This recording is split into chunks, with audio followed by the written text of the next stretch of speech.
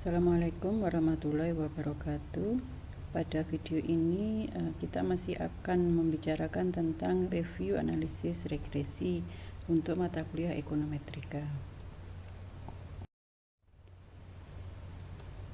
Di sini kita akan membahas tentang analisis regresi dengan dua peubah, atau biasanya masih dikatakan analisis regresi sederhana karena hanya ada satu peubah tak bebas dan satu peubah bebas, jadi ada dua peubah. Nah, pada regresi dua peubah ini kita akan menduga rata-rata peubah tak bebas berdasarkan nilai peubah atau satu peubah bebas yang diketahui.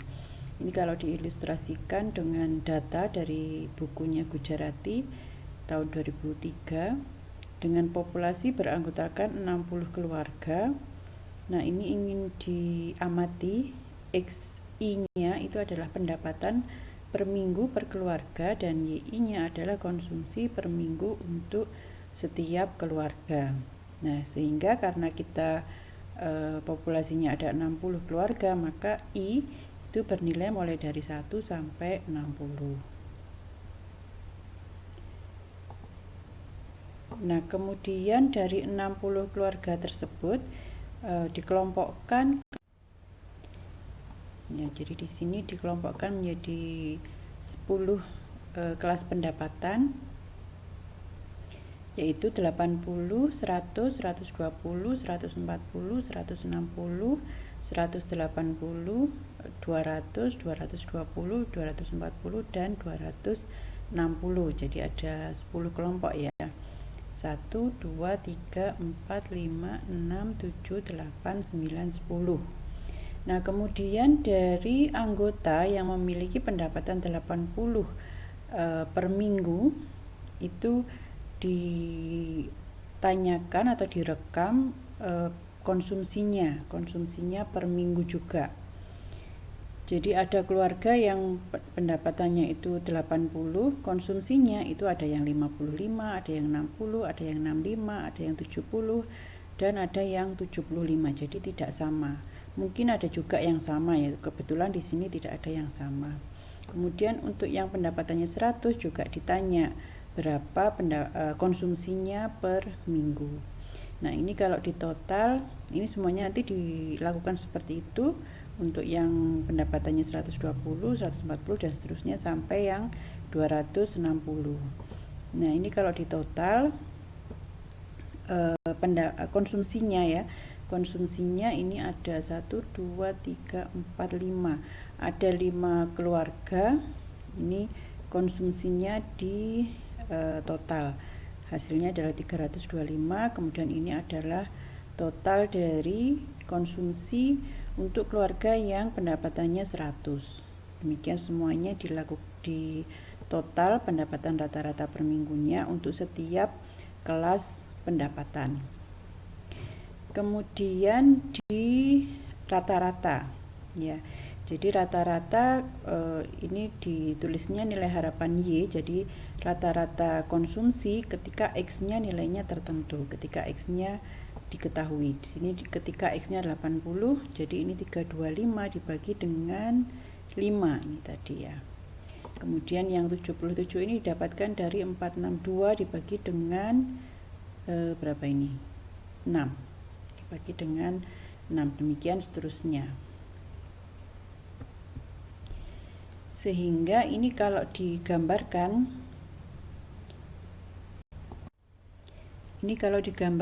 jadi titik nilai harapan Y dengan syarat X yang ini tadi ya, yang 65, 77 dan seterusnya sampai 173 pada nilai pendapatan tertentu ini tadi, kalau diplotkan seperti ini. Jadi ketika pendapatannya 80, konsumsinya adalah 65. Jadi ini rata-ratanya. Yang bundarnya besar ini rata-ratanya. Jadi ketika pendapatannya 100, rata-rata konsumsinya adalah 77. Demikian seterusnya sampai ketika pendapatannya 260, konsumsinya adalah 173. Nah, kemudian kalau kita lihat di sini ada titik-titik kecil, titik-titik yang tidak tebal ini menunjukkan konsumsi dari setiap keluarga ini tadi. Ya, mulai dari 55, 60, 65, 70 dan 75. Sehingga kalau kita lihat ini tadi rata-ratanya ada di sini, di yang tebal ini, maka yang titik-titik yang 55, 60 ini ada di bawahnya, kemudian yang 70 dan 75 ini ada di atasnya ini. Sedangkan yang 65 pas ada di sini.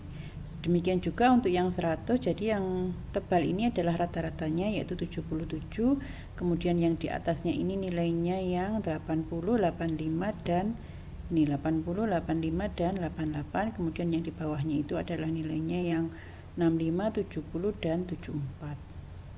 Nah, demikian seterusnya untuk semua tingkat pendapatan.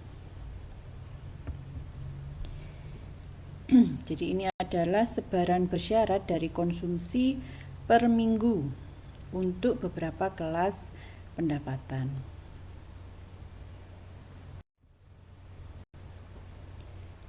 Nah, dari gambar tadi, dari grafik tadi kita lihat bahwa untuk setiap kelas pendapatan per minggu itu terdapat variasi jumlah konsumsi. Ya, kita lihat tadi di gambarnya ada yang plot kecil-kecil tadi itu itu menunjukkan variasi. Jadi ketika ketika pendapatannya 80 itu konsumsinya ada yang 50, 60, 65, 70 dan 75. Jadi bervariasi.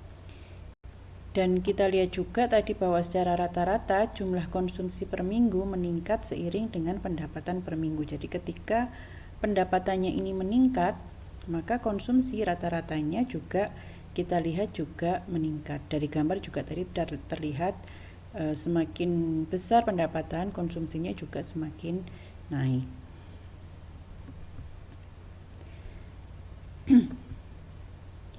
Misalkan X sama dengan 80 atau rata-rata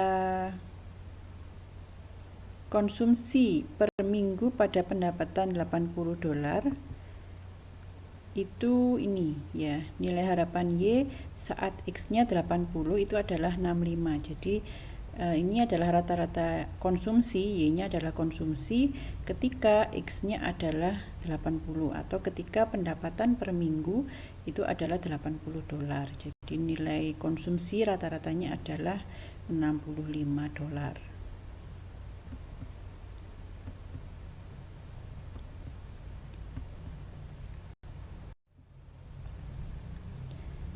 Nah, konsep dari fungsi regresi populasi. Jadi kalau kita lihat di sini, nilai harapan bersyaratnya itu adalah rata-rata nilai. Jadi nilai harapan mungkin Anda ingat lagi bahwa nilai harapan itu sama dengan rata-rata ya. Nilai harapan bersyarat itu adalah rata-rata nilai Y untuk X tertentu. Jadi nilai harapan dari Y dengan XI ini adalah nilai harapan atau rata-rata nilai Y untuk nilai X tertentu. Nah, jadi pada setiap pendapatan ini Y-nya, jadi setiap X tertentu, misalkan X-nya adalah 80, maka konsumsinya itu memiliki sebaran masing-masing. Jadi ini ketika X-nya 140, Y-nya juga memiliki sebaran. Demikian juga ketika X-nya 220. Jadi ini menunjukkan sebarannya. Nah, population regression function atau disingkat PRF ini adalah garis yang menghubungkan nilai harapan bersyarat untuk seluruh kemungkinan nilai X. Jadi karena tadi kita menggunakan data populasi yang terdiri dari 60 keluarga, maka garis ini disebut sebagai garis regresi populasi atau population regression function atau disingkat PRF. Ya, jadi garisnya itu menghubungkan nilai harapan bersyarat untuk seluruh kemungkinan nilai X.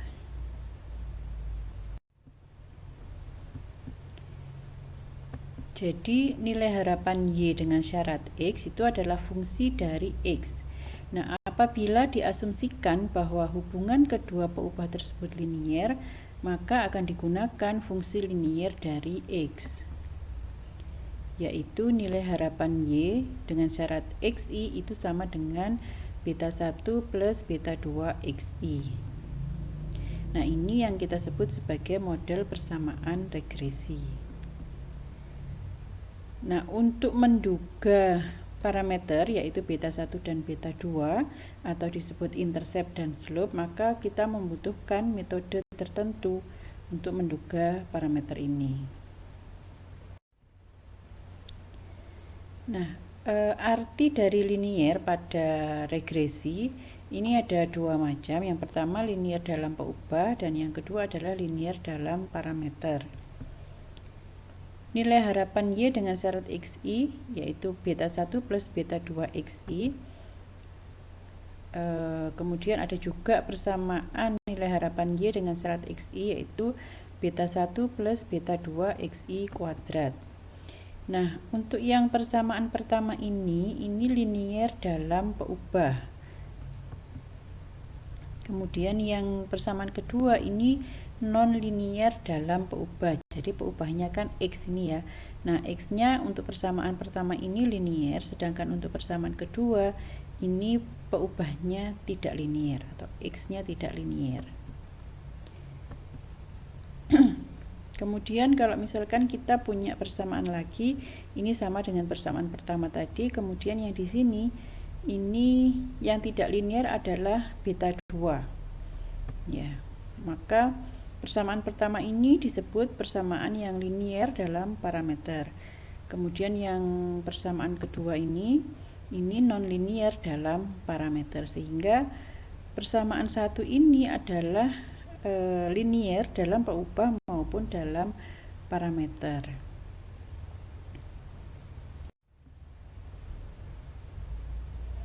Ya, jadi persamaan ini tadi nilai harapan Y dengan syarat XI sama dengan beta 1 plus beta 2 XI, ini keduanya linier dalam peubah maupun parameter. Nah, di dalam analisis regresi sederhana yang dimaksud dengan linier, analisis regresi linier, ini artinya linier dalam parameter ya, bukan peubah. Nah, jadi parameternya berpangkat paling tinggi 1. Sedangkan untuk peubah itu pangkatnya boleh lebih dari 1. Jadi misalkan yang ini baik persamaan yang pertama ataupun persamaan kedua ini adalah regresi sederhana linier karena parameternya dua-duanya linier. Tapi yang kedua ini tidak linier dalam peubah. Tapi yang disebut linier dalam regresi itu adalah linier dalam parameter, sehingga dua-duanya ini adalah regresi linier.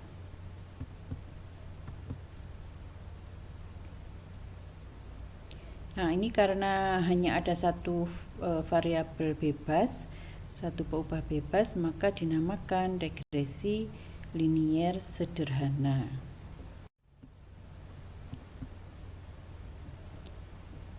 Oke, nah ini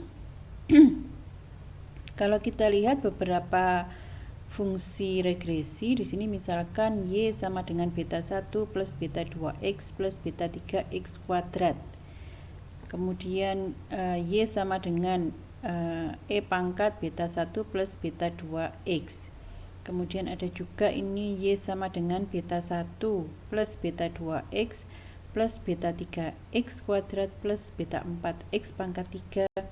Nah, semuanya ini linier dalam parameter karena parameternya pangkatnya 1 maksimal ya. Kita lihat beta 1, beta 2, beta 3 ini semuanya pangkatnya 1. Demikian juga ini beta 1 dan beta 2. Ini juga beta 1, beta 2, beta 3, beta 4 semuanya linier. Jadi parameternya linier.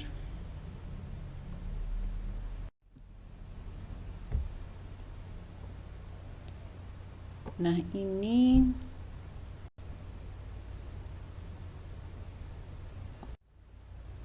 Oke, ini adalah tabel apakah suatu regresi itu masuk dalam regresi linier atau model regresi non-linier. Jadi kalau modelnya linier dalam parameter, kemudian variabelnya itu linier ataupun tidak linier, maka regresinya disebut model regresi linier. Jadi linear regression model. Jadi selama parameternya itu linier, kemudian variabelnya itu linier ataupun tidak linier, maka regresinya disebut sebagai regresi linier.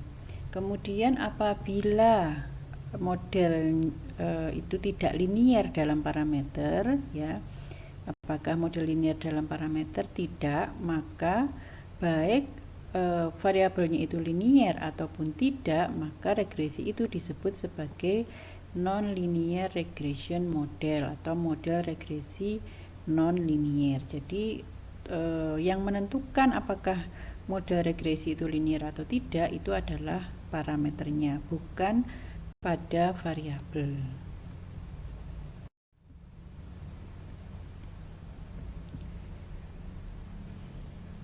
Oke, berikutnya fungsi regresi populasi secara stokastik. Untuk model konsumsi, ini kan merupakan fungsi dari pendapatan. Nah, sebenarnya dimungkinkan bahwa faktor selain pendapatan juga mempengaruhi konsumsi. Kalau kita lihat tadi di gambar, di grafik, itu kan tidak semua titik tepat pada garis regresi. Nah, faktor-faktor lain tersebut dirangkum dalam komponen error atau galat. Jadi model regresinya adalah Y sama dengan nilai harapan Y dengan syarat X ditambah dengan UI. Ya, ini sama dengan nilai harapan Y dengan syarat XI-nya itu kita nyatakan sebagai beta 1 plus beta 2 XI. Jadi ada tambahan error atau galat di sini.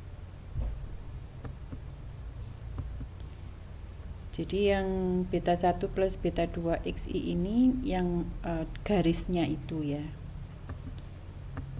Kemudian ini adalah error atau galatnya. Nah, yang di sini ini adalah komponen deterministik. Kemudian error atau galat ini adalah komponen stokastik. Makanya nanti pada error atau galat ini memiliki sebaran. Nah, ini nggak punya sebaran, jadi X ini juga nggak punya sebaran. Jadi nanti ini yang sering ya beberapa kali saya jumpai ketika melakukan simulasi, X-nya dibangkitkan dari sebaran tertentu. Nah, itu tidak tepat. X ini tidak dibangkitkan dari sebaran tertentu karena X ini merupakan komponen deterministik. Yang dibangkitkan dari suatu sebaran itu adalah error. Karena ini yang merupakan komponen stokastik sehingga memiliki sebaran.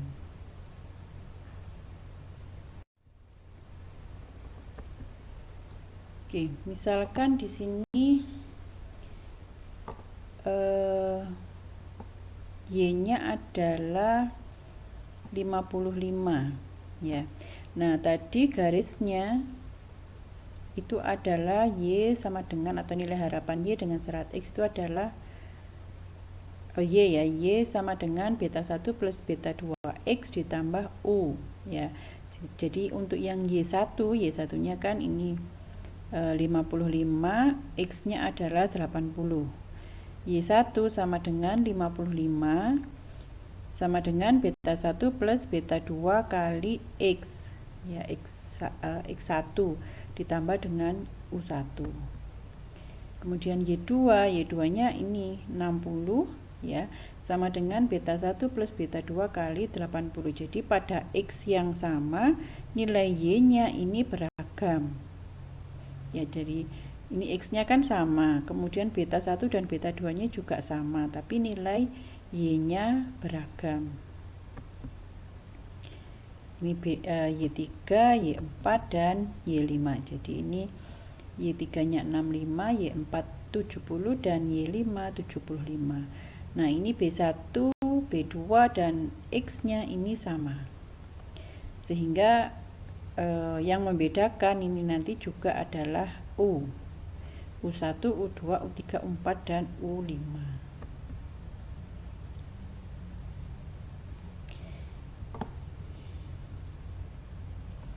Sehingga nilai harapan di ruas kiri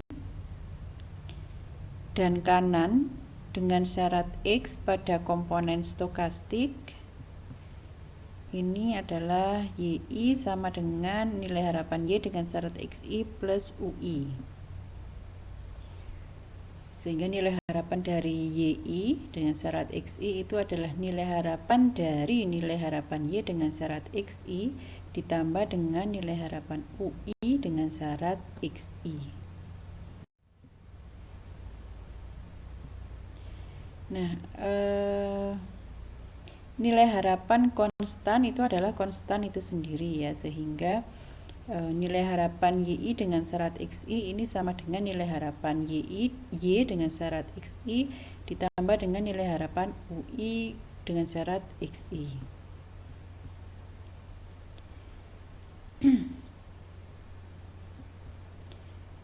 Nah, nilai harapan dari Y dengan syarat XI ini sama dengan nilai harapan YI dengan syarat XI. Padahal nilai harapan YI itu sama dengan nilai harapan YI dengan syarat XI itu menjadi sama dengan nilai harapan YI dengan syarat XI ditambah dengan nilai harapan UI dengan syarat XI.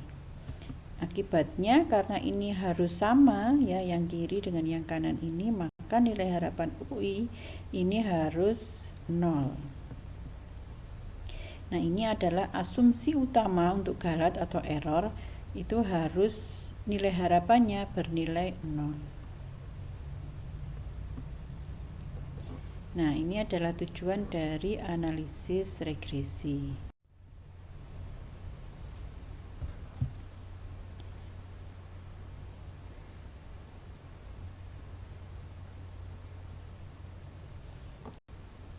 Nah, keutamaan dari komponen stokastik galat atau error. Jadi, mengapa kita tidak menggunakan sebanyak-banyaknya peubah yang mungkin mempengaruhi konsumsi? Jadi kan tadi kita lihat bahwa kemungkinan tidak hanya pendapatan saja yang mempengaruhi konsumsi, tapi masih ada yang lain.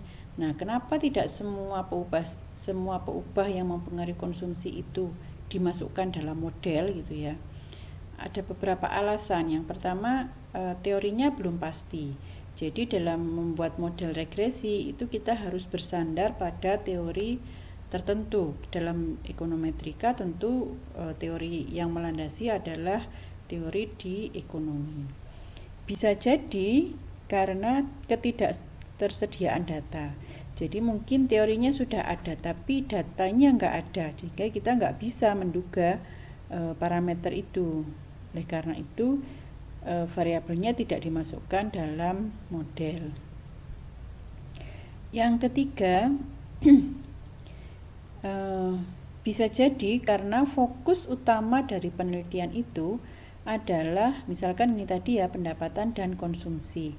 Kenapa variabel-variabel yang lain tidak dimasukkan? Karena peneliti hanya fokus pada bagaimana hubungan antara pendapatan dan konsumsi, sehingga peubah yang lain tidak diperhatikan. Jadi peubah utamanya hanya pendapatan, bukan peubah yang lain. Terus yang berikutnya, kenapa ada komponen stokastik? Ya, ini merupakan sifat alami perilaku manusia, yaitu acak. Jadi ketika pendapatannya sama, misalkan ya, per minggunya tadi sama-sama 80, nyatanya ketika dicek atau ketika didata pengeluaran atau konsumsi dari setiap orang yang pendapatannya sama yaitu 80, konsumsinya itu bisa bermacam-macam, mulai dari 50, 55 sampai 70 sekian. Biasanya memang nggak sampai dihabiskan ya, karena berusaha menabung.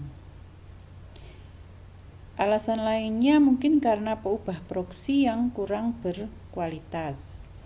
Kemudian juga adanya alasan model sesederhana mungkin atau principle of parsimony. Jadi model yang kompleks itu tentu juga analisisnya juga kompleks, padahal kita hanya ingin mengetahui hubungan antara pendapatan dan konsumsi gitu ya. Maka ya saya kira kita perlu membuat model yang sederhana saja. Kemudian ada juga alasan kemungkinan hubungan fungsional yang kurang tepat, sehingga kita tidak perlu menambahkan variabel-variabel yang lain, tapi lebih ke arah error. Jadi ketika ada hubungan fungsional yang kurang tepat ini, maka ketidaktepatannya akan ditangkap atau dimasukkan dalam komponen stokastik galat atau error ini.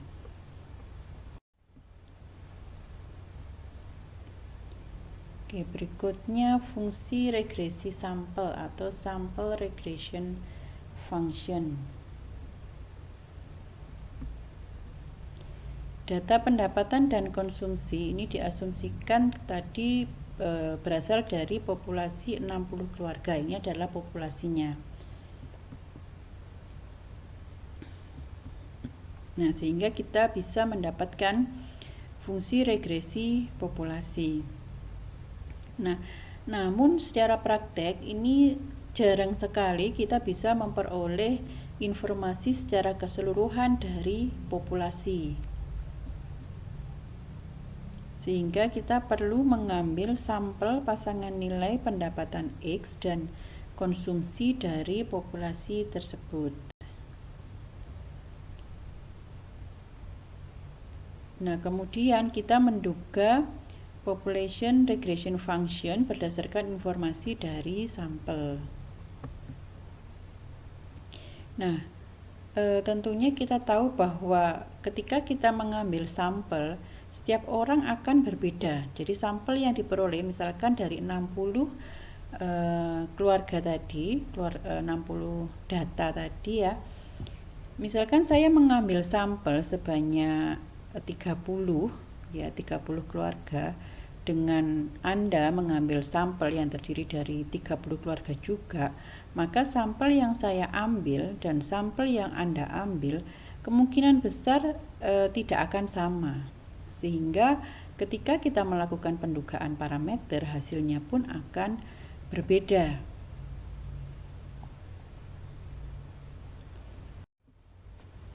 Nah, ini contoh, misalkan pasangan konsumsi dan pendapatan dari dua sampel yang berukuran 10 keluarga yang diambil dari 60 dari populasi 60 keluarga tadi. Nah, katakanlah ini orang pertama dan ini adalah orang kedua. Kita lihat orang pertama ini sampelnya seperti ini. Jadi ketika X-nya 80, dia dapat Y-nya yang 70. Tapi untuk orang kedua ini ketika X-nya 80, dia dapat Y-nya yang 55, karena memang tadi Y-nya ketika X-nya 80 bervariasi mulai dari 55, 60, 65 kalau nggak salah, 70 sampai 75 mungkin ya. Sehingga nah ini sudah terlihat perbedaan data yang diambil. Ketika datanya 100, X-nya 100, orang pertama ini mendapatkan Y yang 65, sedangkan yang orang kedua dengan X yang sama diperoleh Y yang berbeda, yaitu 88. Nah, kebetulan ini untuk yang 120 sama nilai Y-nya, tapi secara umum nilainya akan berbeda. Sehingga kalau dua orang sampel tadi, dua kelompok tadi itu dibuat garis regresinya, bentuknya akan seperti ini. Jadi untuk yang sampel pertama bentuknya seperti ini, dan sampel yang kedua bentuknya seperti ini. Jadi untuk yang pertama itu dilambangkan dengan silang, kemudian orang yang kedua, orang yang mengambil sampel yang kedua itu dilambangkan dengan titik. Nah, jadi kita lihat meskipun sama-sama positif ya, tapi kemiringannya berbeda. Sehingga nanti ketika menduga Y atau meramal Y itu akan berbeda juga. Jadi ketika sebelum di sini ya di 180 ini, maka ketika X-nya 80, maka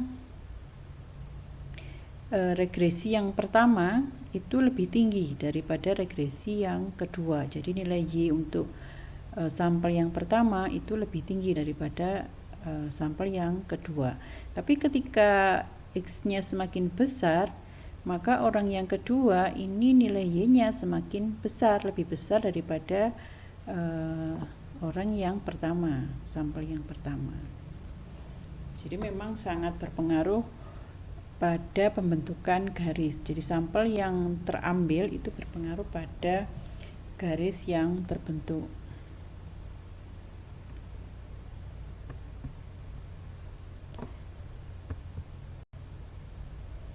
Nah, pertanyaannya adalah yang mana yang lebih tepat menggambarkan populasi? Nah, karena fungsi regresi populasi dalam prakteknya tidak akan pernah diketahui.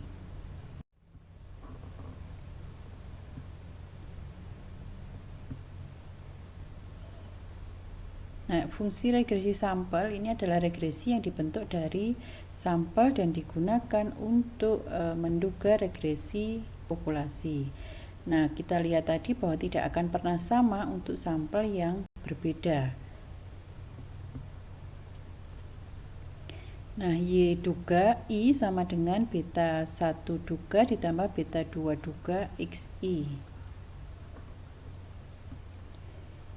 Nah, Y duga itu adalah penduga untuk nilai harapan Y dengan syarat XI. Beta 1 duga itu adalah penduga untuk beta 1 dan beta 2 duga adalah penduga untuk beta 2. Untuk masing-masing titik. Nah, untuk masing-masing titik nanti maka YI itu sama dengan beta 1 duga ditambah beta 2 duga kali XI ditambah dengan UI duga. Nah, UI duga ini adalah komponen galat sampel dengan asumsi yang sama seperti galat populasi. Jadi tujuan analisis regresi sebenarnya adalah menduga population regression function dengan sampel regression function.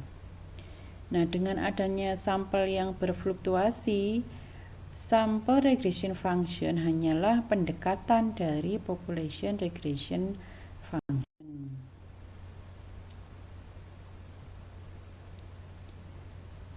Nah, ini adalah garis population regression function. Kemudian di sini adalah garis sampel regression function.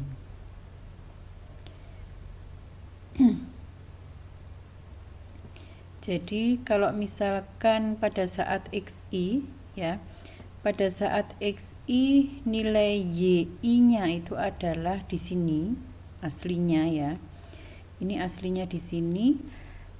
Kemudian YI duga karena kita punya sampel regression function di sini, maka kita menduga YI ya, dugaan dari YI itu nilainya ada di sini. Sehingga UI duga, galat duganya itu adalah YI dikurangi YI duga. Sedangkan UI aslinya, galat aslinya itu adalah YI jarak antara YI dengan nilai harapan Y dengan syarat XI ini. Jadi U-nya lebih, kalau dalam hal ini U-nya lebih besar daripada U duga.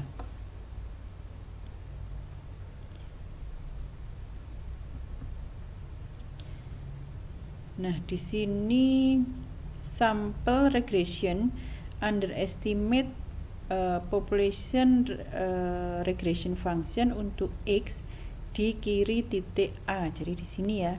Kalau kita lihat SRF ini kan sample regression function ini kan menduga population regression function ya. Nah, kalau kita lihat sebelum di titik A, maka sample regression function ini berada di bawah dari population regression function. Berarti SRF-nya ini underestimate PRF sebelum titik A atau di kiri titik A. Namun setelah di kanan titik A, SRF-nya ini menjadi overestimate karena lebih dari PRF-nya. Nah, pertanyaannya adalah bagaimana membentuk SRF sedekat mungkin dengan PRF. Nah, itu nanti akan kita pelajari di dalam pendugaan parameter model regresi. Untuk sementara pada video kali ini kita cukupkan di sini.